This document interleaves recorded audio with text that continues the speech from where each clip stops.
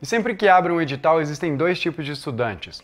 Um perfil que vai se desesperar, não vai se planejar e vai chegar totalmente sem condições no dia da prova, e o outro perfil que é aquela pessoa que consegue extrair o que é mais importante e vai chegar bem no dia da prova. E claro, nesse vídeo aqui vou compartilhar com você os 7 passos que você tem que seguir para chegar no ápice, na melhor condição para o dia do seu concurso. E se você não me conhecia, meu nome é Matheus Andrade, aprovado em 6 concursos, 2 deles em primeiro lugar, e nesse canal aqui eu te ajudo a passar em concurso público. Então se você se interessa e quer passar num concurso público, já se inscreve aqui e marca a notificação para receber sempre que eu postar um vídeo novo. E o primeiro passo, sempre que sai um edital, é você programar o seu cérebro para vencer. E é bem simples, é você fazer as perguntas certas. Muita gente começa a se perguntar, será que dá tempo? Eu estou muito atrasado, eu deveria ter começado antes. E isso não vai te ajudar em nada, simplesmente vai te atrasar. O certo é você programar e fazer a pergunta certa. E a pergunta tem que ser, como eu faço para chegar no dia da prova e conseguir essa aprovação? O que é necessário, o que eu preciso fazer para buscar essa aprovação? E pode parecer bobo, mas simplesmente colocando essa intenção, você tira o foco da ansiedade e começa a pensar no que você vai fazer que vai gerar resultado. O segundo passo é clichê. Eu sei, mas eu preciso te falar. Você precisa ler o edital. Porque você precisa extrair as principais informações, data de inscrição, quais são os cargos, quais são as cidades, tudo isso está no edital e você precisa ler. E um ponto importante, você precisa aprender a ler um edital. Por que eu estou falando isso? Porque muitas vezes a gente está muito ansioso, a gente começa a ficar nervoso e não consegue entender a maioria das informações que você precisa, talvez para montar o seu cronograma de estudo, para saber qual cidade, por onde que você começa, enfim, tá tudo no edital. Só que a gente fica tão ansioso que a gente acha que alguém de fora, que você tem que assistir uma live de 2 horas para o cara te explicar o edital. Não, se você lê o edital em 15 minutos, você tira as principais informações. E uma informação principal, sem dúvida, é o período de inscrição. Você tem que se inscrever durante esse período. E o mais importante, fez a inscrição, paga o boleto. Quantas pessoas eu já vi que esqueceram de pagar boleto e não conseguiram prestar a prova do concurso público por esse simples detalhe. Então, fez a inscrição, paga o boleto. É simples, mas é importante. O terceiro passo é muito importante, agora a gente começa a esquentar aqui nesse vídeo com as informações mais relevantes, é que você consiga fazer uma avaliação de quantas horas você vai ter disponível até a data da prova. E o lance aqui é que você não faça o cálculo por dia, esse é um erro muito comum. Você precisa fazer o cálculo por semana. Semana é um período maior de tempo, você consegue ter uma regularidade maior. Um dia às vezes você estuda mais, outro dia você estuda menos, isso não tem uma coerência tão grande.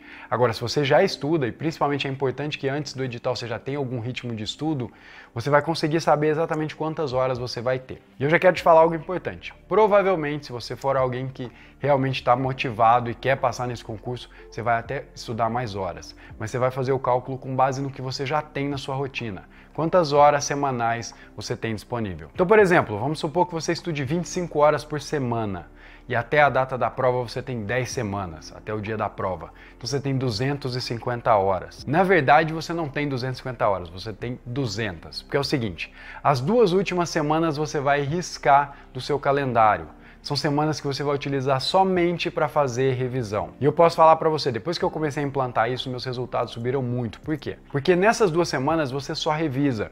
Então você vai ter contato com todo aquele conteúdo que você estudou e isso vai voltar para sua memória de curto prazo. É aquela história da periodização. Você vai chegar no dia da prova com 100% do conteúdo que você estudou na sua memória. Claro, 100% é uma figura de linguagem, mas você vai chegar o mais próximo de se lembrar de tudo que você realmente estudou. Não é para ver conteúdo novo, é simplesmente revisão. 2 semanas você mata do seu período de estudo. O quarto passo é você pegar essa quantidade de horas que você estudou e olhar para o edital e avaliar a quantidade de questões e o peso de cada questão.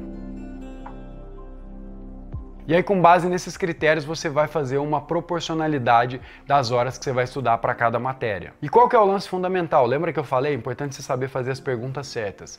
Aqui o seu objetivo é: como eu faço para somar o maior número de pontos possível na prova? Ou seja, o seu objetivo não é avançar nas questões mais difíceis, essa matéria aqui, questão de honra, não, o seu objetivo é somar o maior número de pontos. Então você olha a quantidade de questões, vê o peso das questões, vê o nível que você está em cada matéria, e aí tem um ponto importante, para avaliar o seu nível, muitas vezes você precisa fazer a prova anterior, então essa é uma dica que eu vou te dar bônus também. Faz a prova anterior para avaliar o seu nível, e aí com base nessa experiência de ter feito a prova, você vai ter um critério muito mais objetivo na hora de dividir essa quantidade de horas por matéria. Inclusive, vou deixar aqui no card um vídeo que eu fiz sobre cronograma de estudo semanal, trabalhando por ciclos. É a melhor metodologia, então vou deixar aqui, eu recomendo muito que você assista. O quinto passo vai te dar muito mais condições de estudar e é simples, é a hora de fazer acordos com a sua família. E aqui eu não estou falando sobre a sua família te apoiar, te dar todas as condições, não. É sobre a sua família respeitar o seu período de estudo. Porque muitas vezes não tem apoio, eu sempre falo sobre isso. As pessoas só vão começar a confiar em você depois que o resultado vier.